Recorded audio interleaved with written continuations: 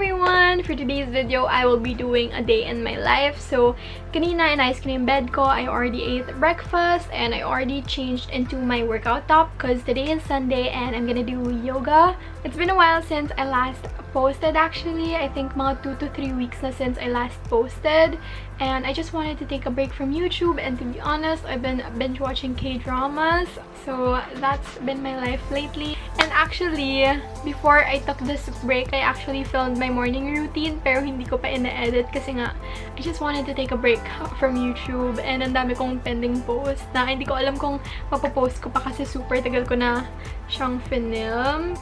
So, before I show you a day in my life, I just wanted to do a quick haul kasi I bought some things in Shopee and malapit na yung 6/6 sale nila.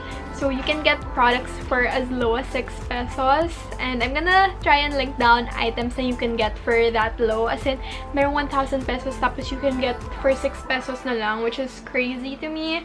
So, you'll see another Shopee haul for sure soon. I have here leggings. This is actually my sister's. I always show what my sisters buy.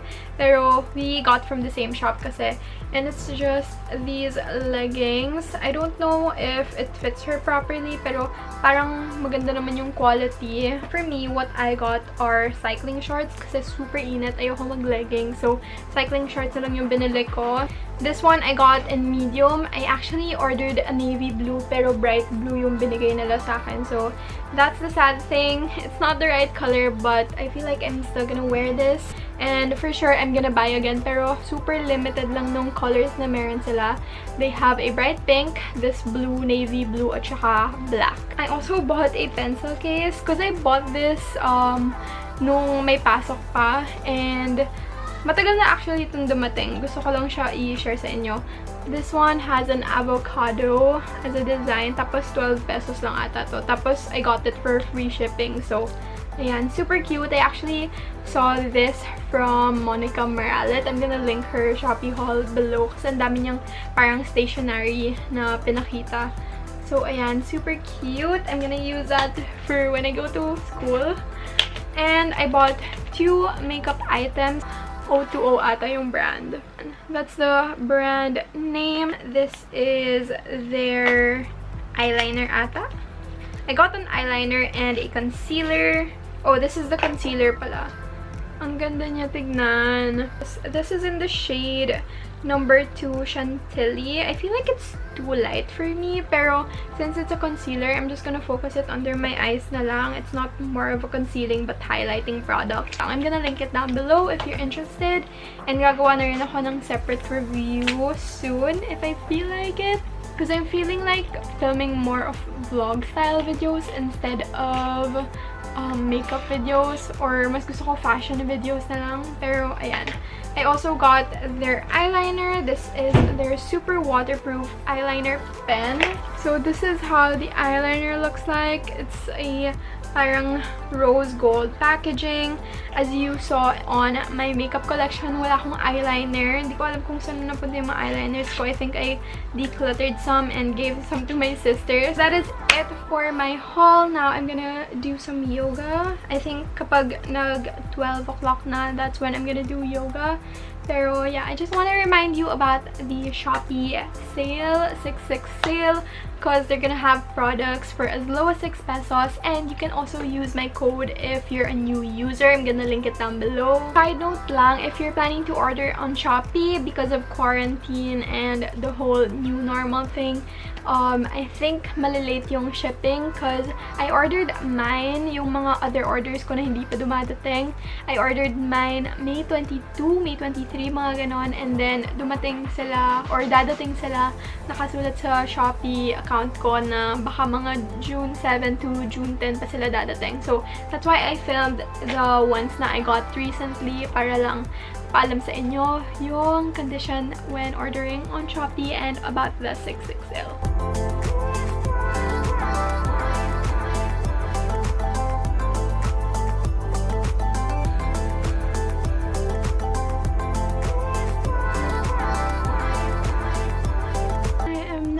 With yoga, and now I'm gonna hop in the shower and I will talk to you after.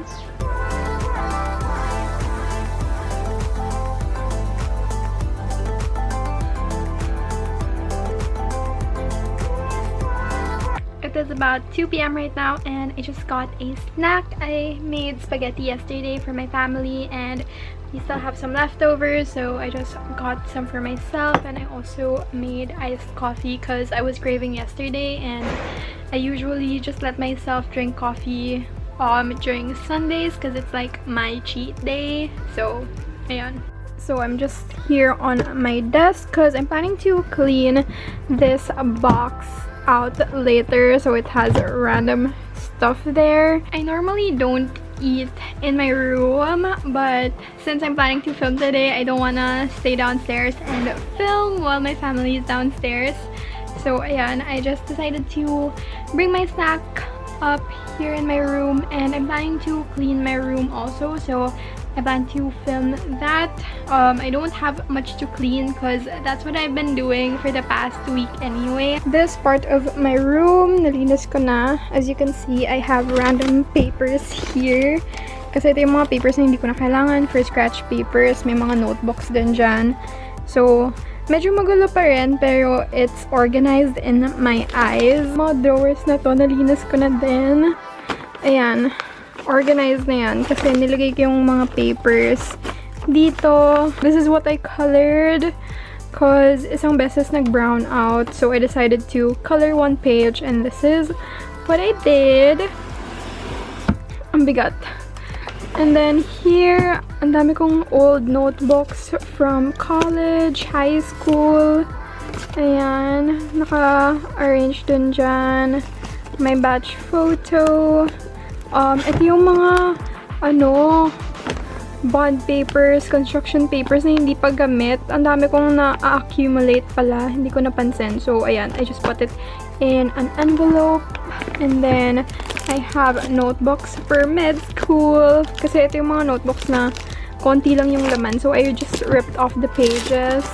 Now, I think I'm just gonna watch some K-drama for a while. And then, I'll clean. And yeah, while I watch, I'm gonna eat some spaghetti. I really like this laptop kasi meron siyang fingerprint. I actually pay for the Netflix of my family. Half kami ng mom ko. And currently, I am watching Fight for My Way. Lagay ko sa list ko yung napanood ko na. Ito yung mga napanood ko na. What's Wrong with Secretary Kim, which is my favorite. Also, Crash Landing on You yung favorite ko. At saka, pinanood ko din yung My Love from the Star. Actually, yun. 3 pa lang napapanood ko. Fight for My Way. Goblin, nasa episode 1 lang ako. I'm rewatching this one. And then, Her Private Life, episode 2 pa lang.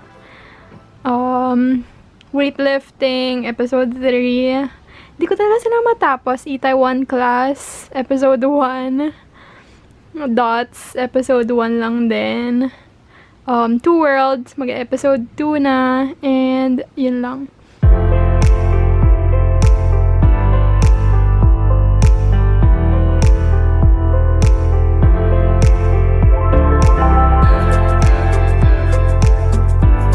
I'm finally done watching one episode of Fight for My Way. I think it's about 1.5 hours for one episode. That's why it took so long and it consumed so much of my time. So yeah, now I'm gonna clean out this box. I don't know what's in here. This is my mess. Oh my god, ang daming kalat. Oh my gosh. Nabuksan yung parang memory box ko. Pero ito yung mga clothes na declutter ko recently, and yeah, I just kept them here. I have random notebooks here na feeling ko yung old planners ko nandito. I have a plastic for the things I need to get rid of.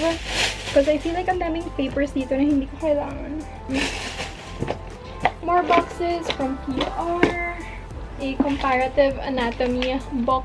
I have an echo brick. This is where I keep it. I have a lot of books here. Planners. I just like keeping these for memory's sake. So this is how the box looks like right now. It's kind of dirty, pero I don't want to clean it up anymore.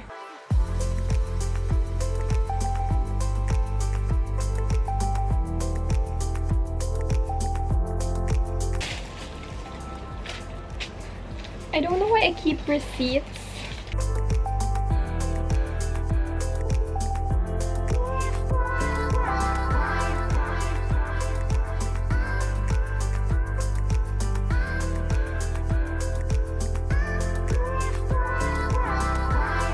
wasn't able to take a video of how I fixed this kasi lowbat yung camera ko, but this is how it looks like right now. Mas malinis na siya compared to a while ago. I just have all my books here. Yung eco brick nandyan. Ito yung mga planners ko. Basta random things in this box pa rin, and also in these boxes as well. I only kept 6 pieces of clothing just in case.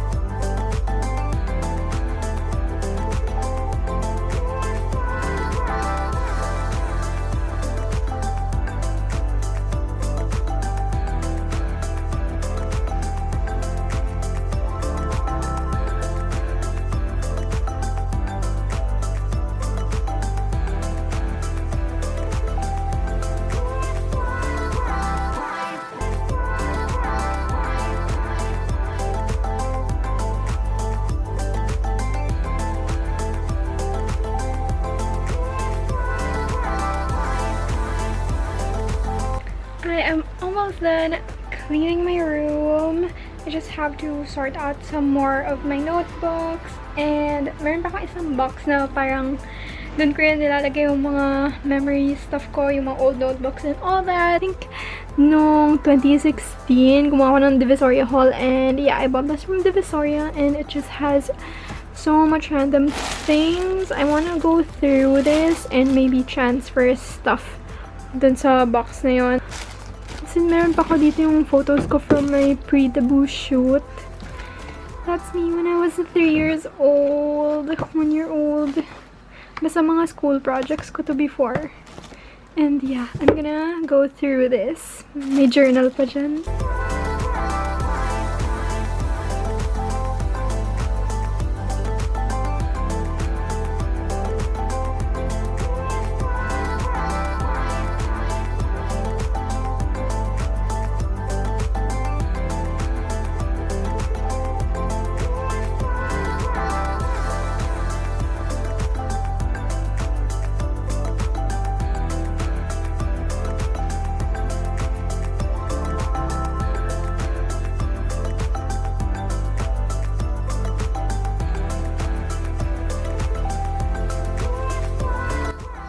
It is about almost 7 p.m. already, and I'm done cleaning my room. Well, natapos ako kanina pa, pero since I was going through my memory box, I talked to my sisters and showed them what I found, and I was reading my old diaries, which was so cringy. Basta, it was so fun just looking back. I still kept them. I put it somewhere else. I ripped out the pages that doesn't make sense to me. I'll try to do more day in my life videos. I really just wanted to film this tonight or today, because I really plan to clean out my whole space. That is it for my day in my life. I hope you enjoyed watching. Please give this video a thumbs up if you like it. Comment below if you want more decluttering videos, and subscribe to my channel, and I'll see you next time. Bye! Thanks for watching!